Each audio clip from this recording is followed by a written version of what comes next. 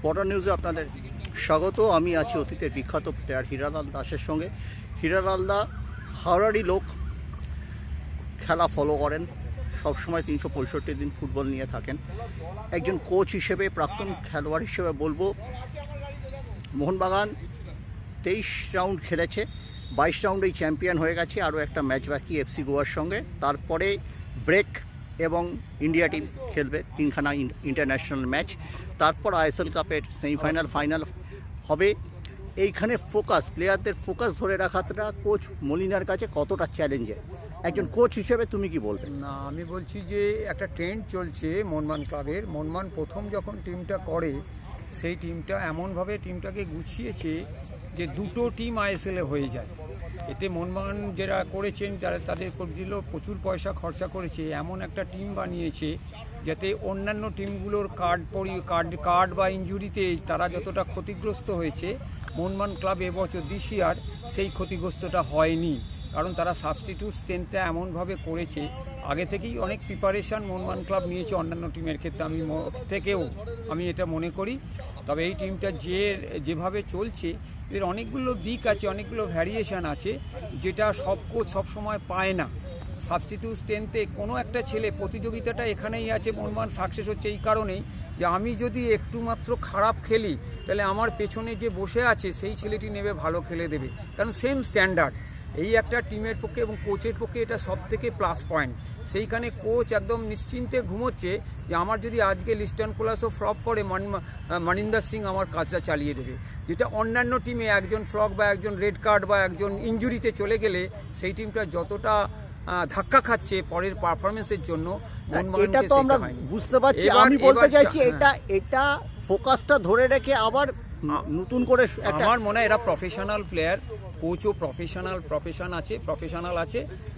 একটা চ্যাম্পিয়ন হয়ে গেছে, তার একটা জেড ল্যাগ কাটিয়ে তারা চ্যাম্পিয়নশিপে জার্সি পরে নিয়েছে, তারা একটু সেলিব্রেশন করে নিয়েছে, সব করে নিয়েছে।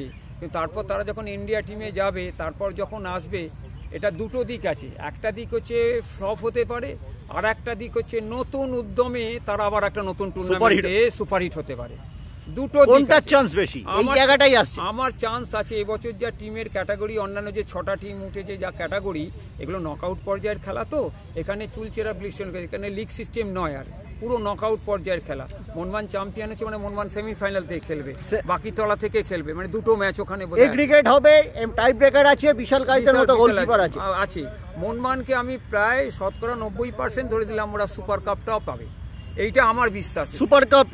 সুপার কাপ তো পরে আসছে, মানে আইএসএল কাপ, প্রথমে আইএসএল কাপ, তারপরে সুপার কাপ নকআউট। আইএসএল কাপটা মোহনবাগানই পাবে, আর গোয়ার কিছুটা চান্স আছে। বাদ বাকি টিম খুব একটা এবছর দেখলাম যে প্রতিদ্বন্দ্বী নয়, তাদের ধারাবাহিকতাটা গোয়া এই মুহূর্তে ধারাবাহিক কিছুটা ধরে রেখেছে, কিন্তু বাদ বাকি টিমের এবছর ধারাবাহিক দিলাম। কারণ যেভাবে নর্থ ইস্ট উঠে এসেছিল, যেভাবে পাঞ্জাব উঠেছিল, আমরা ভেবেছিলাম এবছর কিছু একটা করবে। কেরালা ব্লাস্টার প্রথম 2-3টে ম্যাচ যে ফুটবল খেলেছে, আমি ভেবেছিলাম যে ওরা একটু আরো বেটার জায়গায় যাবে, হ্যাঁ। কিন্তু আমি পরের দিকে এরা এই লং লিগে 3 মাসের লিগে পরের দিকে এরা হারিয়ে যাওয়ার মূলে হচ্ছে ওই ইনজুরি সাবস্টিটিউট স্ট্রেংথ। এই নোয়া বলে ছেলেটা বেরিয়ে গেল, হ্যাঁ, ইনজুরি সাবস্টিটিউট স্ট্রেংথ নেই।